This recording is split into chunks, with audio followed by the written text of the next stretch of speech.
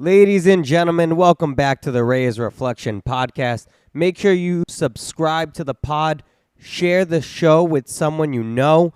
Follow me on the socials at I'm Nathanael Reyes. Now I got to talk about the people that keep the lights on. Jocko Fuel, clean fuel without compromise. Mad Rabbit, Tattoo Aftercare, be bold, be you. Make sure you use that promo code Reyes Reflection at checkout. And lastly, Arave cards, completing sets one card at a time. Check out their eBay, Facebook page, and their streams on Whatnot to get yourself started on your Pokemon card collection today. Now, my friends, third times is a charm is a real thing because I have tried 3 times to get this gentleman on the pod, but we finally made it work. He shredded the guitar for the Grammy-nominated Newsboys. He had the voice stage rocking and rolling. He has to pay a tab for a new mic stand. But he is Bryan Olesen. Welcome to the pod. What's up, Nathanael? It's good to see you once again. Happy to be here. Once again, yes. How are we feeling today, pal? Feeling good. I will say, though, Nebraska is in the low 20 degrees, and I'm like ready for spring. I'm ready for warm weather. So I'm getting a little tired of the winter feel. You know what I'm saying? Does it really get that cold out there? I've never been out in Midwest USA. Does it really get that cold? It gets cold and it's all over the place, and winter is winter. Yeah. But it gets warm as well. I'm just kind of ready for spring, especially since you get to spend all this time in LA on The Voice. I'm like getting used to that LA weather. Dude, so New England fluctuates with their weather so badly. So a couple weekends ago, it was almost 70. It was like 68 degrees. I was in shorts, t-shirt. I was walking with my cousin down in one of our popular strip mall areas. And 2 days ago, rather, it was 22 degrees, raining, and snowed. It was like sleet. It was terrible. And I think some parts in New Hampshire, because I'm in Mass, some parts in New Hampshire had like 6-7 inches of snow. It's crazy. That sounds a little like Nebraska here, because it's 22 degrees today, and then hit Friday, Saturday, it's supposed to be up in the 70s again. So I'm like, yes, let's go and stay there. You're like, come on now, let's stay. Yeah. I'm not a big fan of inconsistent weather, and you just mentioned The Voice. It's out in LA. It's almost like you've accustomed or have gotten so used to the constant temperature that now you have to like rebuild that strength that you had. Exactly. Yeah. Exactly. I did get used to it. It's a beautiful place, beautiful season for sure. Is that the first time that you've been out there for such a long period of time?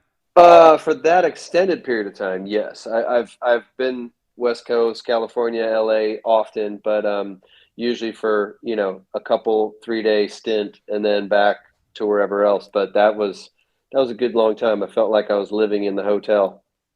Yeah. Now let's talk about some of that stuff. So I saw that on a Sunday, a lot of the contestants were actually worshiping alongside with you. As a man of faith, that's something that I'm very proud about seeing. What did that mean to you? I saw that you said that you thought that you might have been the only one that was going to be praising Jesus, but you said that there were many contestants as well. Yeah, for me, I guess my word for the year, my theme was to be authentic.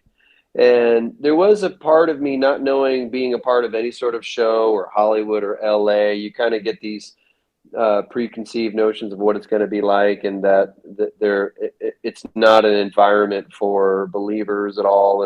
And so, but I was just determined, like, you know what, I'm gonna share my story as it is, and I'm not gonna keep out the elements of my faith and being a worship pastor for 10 years and all those things. But I did kind of have in my mind that I thought, maybe I'm going to be the only one like me, with a faith in God and faith in Jesus. And when I got there on that Sunday and kind of just saw the gathering, and that kind of happened every week, I was just very moved by it. And I was like, you know what? God has his people everywhere. And the sweet spirit that everybody had was just great. I was obviously not alone in that at all, and it was really a sweet moment. I love that.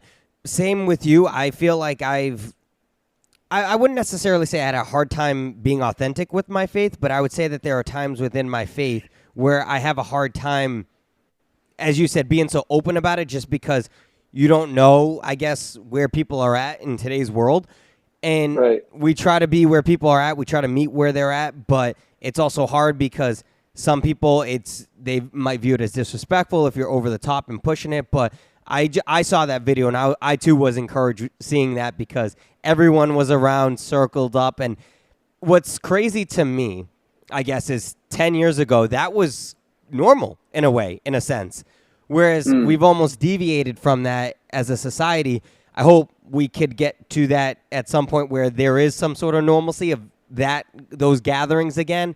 But I was very moved by that and encouraged that I was able to see that on your TikTok, and that seemed to be something that you said happened almost every Sunday. So very encouraging to see that. And like you said, God's people are everywhere. The message is still out there. The word is still there. So I am very encouraged to see that personally. Thanks, Nathaniel, and thanks for poking around on my TikTok. I appreciate Of that. course, of course. I have to do my research. I have to. Yeah, you do. You were talking about Nebraska earlier. Is that where you've always been born and raised? No, I was born in Connecticut. Okay, so you're a New England guy or East Coast guy just like myself. Yes, sir. Yes, sir. And I actually went to a small Bible college in the middle of nowhere in Wisconsin. And one of the guys that I met there was writing music with. He lived out in Nebraska, and he invited me out just for a summer to come out here and work on some music. And so that was back in '94. So I've came out here to visit, and at that time I met my wife, and I never left. So be careful where you visit. It became home for me, and I love Nebraska. I mean, I've got so many dear friends here, and my kids all live here, and my bandmates here, and the ministry I work for. Like it's all based here in Nebraska. I love leaving in the winter, especially. I like visiting other places, but it's a wonderful place to call home, and I feel the energy of me getting to represent Nebraska on The Voice, and just how people are embracing it. It's super special. Like I know a lot of musicians, they kind of assume that, I should move to Nashville. That's where the music is, and you know what, that can be super helpful for sure. But then you're one of many, and I know there's many contestants that call Nashville home, and they probably don't get that sort of the state of Tennessee rallying behind them, because there's so much music in Nashville and Tennessee. Where for me, I'm the only contestant from Nebraska right now, and I'm kind of feeling like I get to represent the state, which is wonderful. It's beautiful, and I think I'm probably one of the only ones around here walking around with a mohawk, but. Somehow you make it work, though. It looks great on you, my friend. Well, it depends on what, if thank you. I appreciate that. Some of the funny comments, like I've never had this sort of attention before, but after some of the videos getting leaked on The Voice and stuff like that, you can't help but read through some of the content or comments. And honestly, most of them are amazing, but some of them are hilarious. I had one that I read where the guy was like, he looks like Sloth from Goonies, but in a good way. And I'm like, how can anyone look like Sloth from Goonies in a good way? But and it be positive. What? Yeah, and somebody said he kind of looks like Mr. Potato Head singing, and everything. There's been some few ones. There's definitely a few people that don't like the hair, but you know what? It is what it is. I'm just happy to still have hair right now. You know what I'm saying? That's right. That's right. You hold on to it. So you just talked about how this is the first time that you've had such attention in this aspect, national television, being broadcasted. How are you navigating and how are you managing those comments, negative and positive? How are you managing that personally? What's strange, the negative comments, whatever they are, I just laugh them off. I think they're hilarious. Yeah. And but for the most part, honestly, what's odd to me is I feel like I've been this person for a long time, and I've sung and I've done events and concerts everywhere, and then all of a sudden I get a moment on this show, and all these people now are hearing me for the first time, and overwhelmingly good, positive comments. It's kind of strange. It's kind of eerie. It's like, well, I don't really think I did anything different. I was just being myself there. And I'm even looking at my blind audition and go, oh, you could have sang that better. And I can tell you were winded here and you didn't do that all that great. And, like I'm always kind of beating myself up of how I could do things better. And then, but to see how the response is going and it's so wonderfully positive, I'm enjoying it. I'm soaking it in. I'm happy that life is really good right now, and I'm making the most of every moment and just with gratitude, appreciating it all. So it sounds like a lot of security in who you are as an artist, as an individual, which is helping, and you remaining authentic and true to yourself, which is helping you. Well, there you go. I had to use 50 words for you to summarize it in 6 or 7. You're the pro, but yeah, definitely. Like nothing's going to change. I even went into the voice going, you know what? If the voice opportunity sprinkles a little bit of gasoline on whatever spark or fire that I have, my life is good right now. And where I get to do music in any capacity that I do, I'm super grateful for. And if this brings more opportunity for that, where more people maybe want to hear my voice or even my songwriting, what a joy. And to have that at my stage of life is just overwhelmingly wonderful. I tried to sing in front of my family, in front of some church members growing up, and they all looked at me and said, "You're trying," which I knew pretty quickly meant this probably isn't going to be something that you're successful in. But when did Bryan know that he was adequate and good enough to sing and use those talents as a career? Well, it takes more than that. I mean, there's plenty of people that can sing well, and then one singing just for the joy of it um, is one thing. But if you want to sing and make it a career, that's a very different process. And there's no one way to be. It's not like you fill out an application for I want to be a rock and roll singer and turn it into someone. They go, here you go, and I'll go out and do it. It's there's no one right path to do it. The singing part is so small, to be in a band, getting it together, writing songs, driving in a van 9 hours to whatever gig is barely paying you anything. Like 90% of what you do and wanting to be an artist has very little to do with the singing part. But to your question, I think just over time, I remember the first time I got a call from a record label that was really interested in our sound and music. And that's such a beautiful, affirming thing, that, wow, maybe I am good at this, because I'm pretty hard on myself. And that can be good and bad, right? If you're too hard on yourself, you just may never get out there and sing. But if you have that right balance of like, nah, I can do this better, I can do this better, and I'm finding my voice in this, and I can approach it this way. So, and my whole opportunity with Newsboys came because they owned a record label at the time, and they were looking to sign my band. So I only met them because they got my demo, and we were talking about them signing, and then they just offered me this opportunity out of the blue to tour with them and play guitar because Jody Davis was not able to tour for a long season. So all those things helped affirm, like, okay, well, now this band is looking at me, and this band likes me, and even right now at my age, to be on that stage and to hear the words that John Legend spoke to me, that those words of life, and to hear Dan and Shay, guys, and to hear Reba, to hear people that have accomplished things beyond my wildest dreams speak that sort of life into my craft and my singing, that never gets old, man. That's affirming, and that helps me to just go, okay, this is what I'm here to do. This is a big part of my calling and mission in life is to serve and give joy and keep singing. Yeah, perfectly said. That's beautiful. How did the opportunity of The Voice become something that you were going to pursue? Well, that was kind of a weird fluke. The drummer in my band, Voda, he sent me an email, and it was like a voice casting call. And I responded to him. I'm like, dude, I don't really have a desire to go to some arena with a bunch of teenagers waiting 14 hours for my turn to audition. Like, I don't think I'm going to do that. Like, it just, and he said, well, they do it they do a lot of it online now. You kind of schedule almost like a Zoom call to do it. And so I'm like, huh, all right, maybe I'll try that. And I remember, I think my audition was like 1:30 on a Thursday, and you don't see them, they see you, and you have 90 seconds to sing a song. And I was having trouble with technology, getting the laptop to work. I almost closed it and said, forget it. This is silly.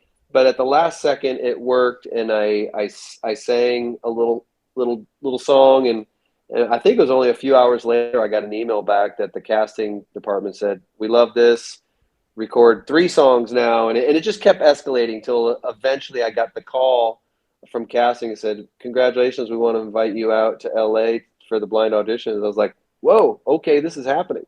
Okay, wow, that is really cool. That is really cool how it's a multi-step. Yeah, well, I'm just saying I've never tried out for any show like this ever. Like, this is my first. It's never even really been on my radar, and not because, not for any reason other than, well, one, most shows I'm too old for, so luckily the voice doesn't have an age limit, and I could get in. This is really probably the only one I could do. But it just, I was just more busy as a musician and never thought of it as an opportunity for me. Oh, wow, I didn't know that a lot of the other ones might have an age. Oh, yeah. Yeah. I think American Idol, it's maybe cuts off at 26 or something like that. So. Oh, wow. Okay, I did not know that. I did not know that. Well, good for the voice of being able to showcase you, because that's how America has got to learn a little bit more of, and my people like myself, who Bryan Olesen is. So yeah, I'm thankful for the voice in that regard. Yep, I'm grateful too. You got to sing the song Love Runs Out by One Republic. Why did you choose that song?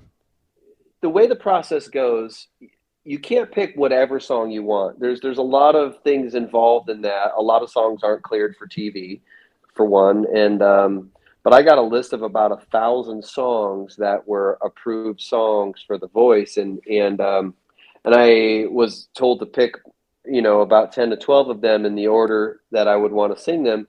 And Love Runs Out, I remember the casting agent said, you know what, you might want to lean towards something a little bit more energetic, because a lot of contestants pick something on the slower side. And so I already kind of knew that, yeah, I want to do something. I want to come out of the gates strong and do something more rock and roll or close to that. That's more my vibe. And that just really, I love One Republic. Ryan Tedder is an amazing singer, amazing songwriter. And I just resonated with the song, the lyric. And so, yeah, I picked that one.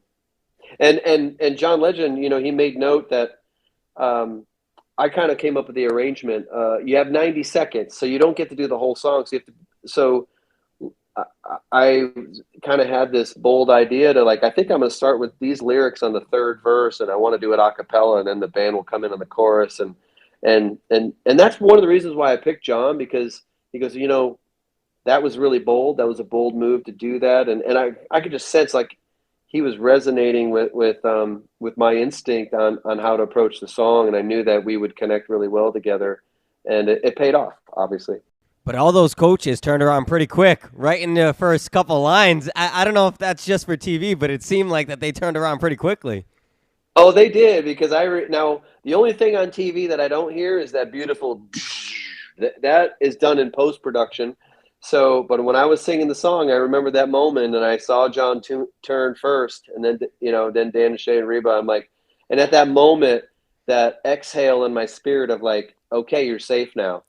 And then in me, that just ignited me to, like, dude, just go for it. Like, this, just sing and enjoy this moment and give it all you got. And you might stumble, but don't play it safe now, because you're in.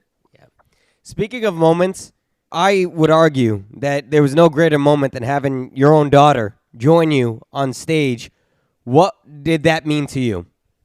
Oh, it was so wonderful. It's one of the best moments of my life. I mean, it really was. Not just that moment, but that whole day with her. I mean, if on somewhere on my TikTok, I made a video in the hotel before I headed to my blind audition. I said, no matter what happens tonight, whether I turn a chair or not, my daughter and I were going out for a steak dinner. We're going to celebrate together. And so that moment, they edited a lot out, but Dan and Shay, they were asking me, does music run in the family? They asked that question when my daughter had come up. And I said, yes, she sings too. And and so then they're like, "Oh, would you sing something right now?" And when I handed my daughter the mic, the band, nobody had any idea what was going down. So my daughter actually started singing the song a cappella. On the video clip, when she starts singing, you can hear the band behind her. But that was actually the second verse. Like she sang an entire verse a cappella. The band though is so dope. They're like, "Oh, we got this. We know this song." And then the band comes in by the time the chorus hits, and I was just like so incredibly proud of her because um, that's a pretty tense stage. You got these. She comes up, no sound check. You know, these superstars looking at her. At the spur of the moment, I hand her a mic and she starts singing a cappella in front of this audience, and knowing it's going to be on TV, it was just so wonderful. And after the whole thing ended, we go out to dinner and we're just giddy, laughing and just celebrating and trying to reminisce and remember what was said. And I went at the end of the night. I went to my hotel room and I laid down, just lay down on the floor, thanking God for such a great moment, such a great day, and I'll never forget it. And I'll cherish that memory forever. It's a beautiful memory. I think if I ever needed somebody calm, cool, and collected, I'm calling your daughter then, because the fact that she was able to just spur the moment, I don't think I know too many people that could have confidently have done that and rocked it. Right? And she did. I know, and I'm trying to encourage her. It's like, sweetheart, I think you need to try out for The Voice, and you need to like really, if you read the comments, most people, there's a lot of people that like her voice more than mine, and they keep saying your daughter is so great. It's like this could be a moment for her too to realize that music is something that she should pursue, which would be obviously a wonderful thing. Well, if not for anything, you can tell her that the guy who interviewed you also thinks that too. I co-sign that sentiment that she should pursue that career because she is a stud. She's a rock star. Yeah. I love it, man. I'll definitely tell her. Awesome. Continuing on in that moment, Dan and Shay bribed you with you and your daughter saying, hey, you two could sit here, but then you chose Team John. One of the reasons why you said that was because of the things that he saw, the nuances that he picked up. And then you proceeded on to the battle round where you faced Nathan. I got the pleasure to interview Nathan. Wonderful guy. That dude's got some cannons on him. He is a stud. I know. I saw that workout video that you two did. Yeah. Man, he's got some pythons on him. Oh, and so the voice producers asked us to do something fun together about preparing for the battles, and Nathan was like, dude, we should do it like we're Rocky preparing for the fight. And I'm sitting there going, okay, we can do that, but I'm not going to go head to head with your biceps. So, I had to make a little more fun twist on it because, yeah, that guy's dialed in for sure. He's a rock. Oh, man, he's a stud. I'm like, dude, what is your workout routine? And he, as humble as he can be nonchalantly, he's like, yeah, I work out here and there. I'm like, dude, I don't know too many people that wake up and look like that. I mean, I'm a little envious, dude. Same. Well, in the last interview, you said you had a row machine in your bedroom. Are you still hitting that? Yes, I hit it today. And Hugh Jackman was on a podcast with Tim Ferriss, and Tim asked him, if you had to pick one exercise, what would it be? And he said the rowing machine. He said it hits over 80% of the of muscles in the body, and he said the goal is to try to get 2,000 meters in under 7 minutes. And so today I got 6 minutes 30 seconds, so I'm rocking and rolling on the rowing machine, and I hate it, but I love it. You know what I'm saying? So you did it, dude. You did it. Yeah. Oh yeah, I'm there. My first time it was almost 10 minutes, like months ago. I was like, oh man, I don't know if I'll ever get there, but yeah, I don't know if I can row for real on real water, but I'm pretty dang good at the rowing machine right now. You'll take that, man. That's a win. It's interesting that you say that because I never thought about it, but it's true. I've been on the row machine, and it's like, wow, you're doing cardio, you're doing legs, you're doing chest, you're doing you really are doing almost everything. That actually is, or 80% of everything. That's a good point. I never realized that. Yeah, and he said that's what Hugh Jackman said that's primarily what he did to get ready for Wolverine. And I'm like, okay, well, he looked amazing. I don't look anything like Wolverine yet or like Nathan Chester, but I'm on my way. At least I can do 6.5 minutes on the thing. Hey, man, you and I are still on our way, all right? Yeah, we're always on our way. You look snazzy, though, in that battle round. Dan and Shay, they whispered to each other that they might have to use their steel on you. I know that you didn't hear it because you were rocking and rolling. You two were, honestly, that was an incredible performance. The fact that he started on his knee, then you finished on your knee. I'm like, whoa, look at these two. That Rocky video, you two did great because everything from the choreography to the power to the performance, it was just you two are studs up there, man. I'm envious.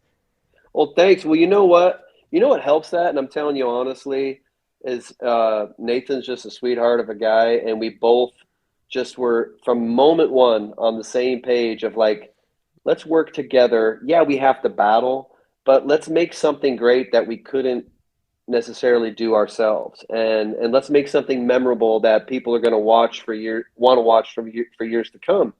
And I look back at that and I go, you know what?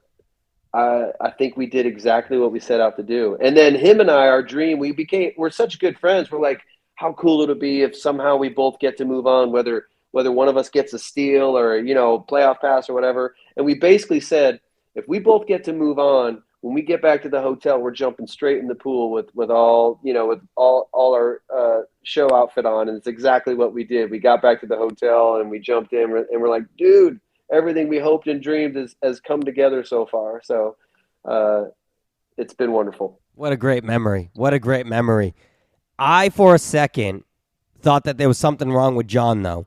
He picked Nathan, and you started to walk off stage, and I was really concerned. I'm like, why is John not pressing the playoff pass? But then Reba and Dan and Shay both went to steal you, and then John trolled them by hitting the playoff pass. But while you were walking off the stage, what was going on in Bryan's head?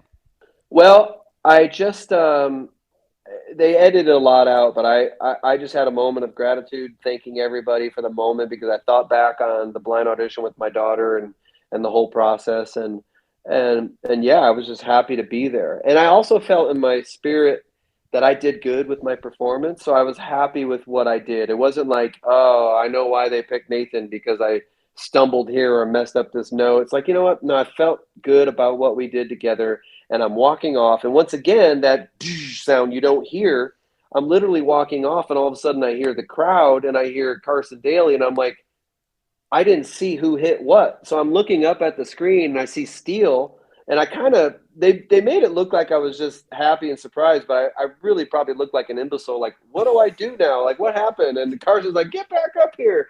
And I get back up and I get to hear Reba and Dan and Shay kind of make their case pleading for me again. And now I'm in a moment in my mind, I'm going, what team should I go on? Like strategically, who do I not want to sing against? Do I want to be on Dan and Shay's team? Or, and so my mind is going there. And then, as you know, like before I could even say anything, John hits the playoff pass button. And I swear to you, I almost forgot that the playoff pass was a thing because I was just trying to be in the moment. So when he hit it and those streamers fell from the ceiling, I was just going insane. And I just fell to my knees. And I'm just telling you right now, I kept one of the streamers with me as a keepsake because that was such a beautiful moment. That's awesome, dude. Yeah, I saw that you had one on you, and so this is the one. Look at that. That is awesome, dude. That's awesome. That's a great keepsake, great memory. Can't wait to see you progress onto the show. Let's wrap up with some burning questions then. Okay. I want to talk about the pin 3 that you had inside your coat. Even though Chance didn't press the button during the blind audition, you still had a 3. Talk about that 3.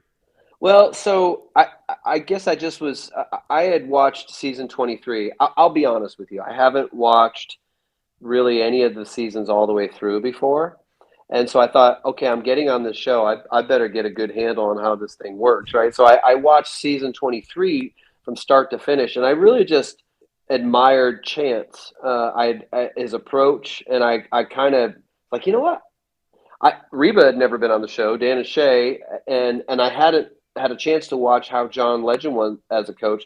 So in my mind and spirit, I thought Chance is probably the person that if I get any turns, he's the guy I'm going to go to. So what I did was I found the font from his number 3 that's on his hats, and I had a big 3 printed up on a black fabric. And I was kind of sneaky. I didn't tell anybody. I snuck it into wardrobe with these pins and two-sided tape, and I pinned it all on the inside of my coat. And in my mind, I thought if I got any chair turns, and Chance was one of them, I was going to say, thank you all. I appreciate, you turning for me, but there's one coach just a little bit closer to my heart. And I was going to pull that coat out, and I could just see Chance going, oh, and his reaction would have been sweet.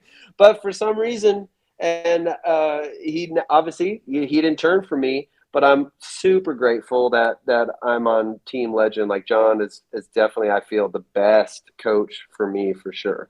And you got that cool sports coat out of it. Oh yeah, the varsity jacket. Yeah. Yep, definitely. What piece of advice would you give to someone who's maybe a little bit older, hasn't started their music career, but would like to jumpstart it? Well, like I said, there's no one way, there's no one path, and mine is strange and all over the place. But I think you have to enjoy the journey. And if you're singing anywhere, I've sung in so many capacities. I've sung at weddings and funerals, and you have to know that a funeral or a memorial service is not an exciting place to sing, right, and Right. showcase your talent. But if you can step back and realize that in that moment there's a family grieving and a loss and celebrating a life, and if you get to bring a song or a moment that is meaningful to them and help people through that, like that's kind of the attitude. I think if you have a gift to sing, not everybody has that, and if you can use that wherever it is and be confident enough to like get it out there, um, just go find opportunities and keep figuring it out and make your own path and get with other musicians that are ahead of you that seem to be a little bit more successful and ask their advice and work hard and realize that when you see me on a stage with lights in a beautiful blue suit, that is a very small those moments are very few and far between. To make your craft work and to sing a lot takes a lot of work and a lot of behind the scenes, and honestly a lot of stuff that's not very glamorous and not very fun, but necessary. I couldn't agree more. I forget who I interviewed and I was talking to about them making a song, and I said, I give musicians who have their own songs so much credit because the amount of anyone who's doing content work, movies, music, the amount of work that you're doing behind the scenes, but with a song in particular, sometimes you're only doing it for a 2, 3, 4 minute song. The amount of hours and sometimes months that you're putting into a song, whether it's writing, then you're going to sing, and then you have to reshoot or whatever the case may be. Then you do a music video. The amount of time for a 2, 3 minute song, I'm like, I don't know if there's any other art that you're doing so much work for, and maybe I'm wrong, and that's fine, but I don't know if there's that much for just a small amount. So you have to truly love it. I do agree with that because I forget who said it, but I think it was Thomas Rhett. He goes away for a whole month just to write songs. That's all he does for a month. He goes up to some log cabin in the woods, and that's all he does for a whole month is just to write. And that's not even him singing or performing. Agreed. And think about it. Sometimes you listen to a song in 5 seconds, you go, Right, I'll skip yes. to the next song, right? And so like someone has poured the behind the scenes of what it took to get that song for you to just skip over it in 4 seconds, is a lot of work. And it's still, no matter how many songs you've written, there's still a mental battle. There's a spiritual battle. There's these voices inside that sometimes I feel like the most amateur artist songwriter ever, because nothing's coming, or you're trying to trust your instinct. Is this a good song or not? Then you got to have you show it to a few people to get feedback. It's a wonderful process when it comes out, when you finally strike gold and you start getting excited about a melody. And I love being in the studio, and when you see an idea like come to full fruition, there's such a joy in that. But yeah, sometimes it's also like the absolute worst thing in the world, because some days it's just not going well. I've had ideas. I record ideas on my phone all the time and I get excited about it. And then I go back and listen to it in a couple days. And sometimes I'm like, what was I thinking? This is horrible. Like, why did I even press the record button? So it's a constant battle. Yeah, I give you all a lot of credit. Better than me. I could never. What is your favorite hobby? Well, fortunately, my work and my hobbies kind of blend. I love music. I love performing. I love going to concerts. I'm into old cars. I have a restored old like 70 Impala. I just like to. Oh, that's cool. So yeah, I love classic cars. It's got the air right on it, so it'll drop down to the ground and all that. I love traveling, um, and unfortunately, I love eating. So I like going out to eat and, and exploring new places. But I love vacationing, love spending time with my kids, and all of it. Vacationing because you can travel and eat. So now you're having two. Right? I love it. I do the same thing. Yep. What does Bryan do to de-stress? What does Brian do to relieve stress? Work out. Good. I always feel better after a run or the rowing machine, like just to get that in the day. Sometimes it's the simple things, like, you know what? Um, and I've been through enough life that whatever stressful moment is, just keep working through it, it'll pass. And a lot of times that stressful moment is there because you're going for something, Hmm. and that's a good thing to remember, like to kind of always push yourself to to the limit. If you're living life too safe and you're trying to avoid any sort of potential failure or stress, then I think someday when we're really really old and we look back, we go, you know what? Maybe I should have went for something a little bit more, And so sometimes I think stress is a good thing. Just kind of remind yourself through it. Remember the times you got through stress in the past Yeah. and lean into friends. Don't walk this journey alone. Definitely pray, ask God for guidance and help and all of that. So I guess all of those things. And sometimes when you're really stressful, I just go eat, some big nasty cheeseburger or something. And, I feel good for at least 5 minutes before I feel worse. There's a couple things to that. I read something one time that said stress can actually be the greatest motivator, but I want to touch upon the growth or the being comfortable. I had a fortune cookie one time, and I used to have it in my wallet, not the cookie, the fortune, and it said resistance to growth is comfortability. And I thought that was really interesting because it's true. Sometimes when you're too comfortable, you're not willing to make that change. You're not willing to challenge yourself or make that, and it prohibits you from growing. So you said that, and I thought it was pretty interesting. Well, and I'm also thinking my most stressful moment on stage ever in my life was the blind audition. Like I'm normally not nervous on a stage, but the way that's set up, the build up to it, the wardrobe and the practice with the band and all this sort of stuff. Like it was a few months before that 1 90-second moment. Talk about stress, but Yeah. but so worth it in the end. Like you can avoid that and think you can never do it, or you can go out there and give it a try. And as so many did, and many tried, and unfortunately didn't get a chair turn. But I guarantee that they're walking away stronger, and they've learned, if with the right attitude you can learn from any moment, even a moment that seems like it's a failure. You can take that and grow so you're ready for the next time. Right. I couldn't agree more. Plug in your socials. Where can people find you, follow you on your journey? Well, it should be at Bryan Olesen, Bryan, and then my last name is Olesen. I think that's my Instagram handle. I got some help on social media now because I'm really not too wonderful at it. But if you Google that name right, you should be able to find my TikTok and Instagram and Facebook and all that good stuff. Awesome.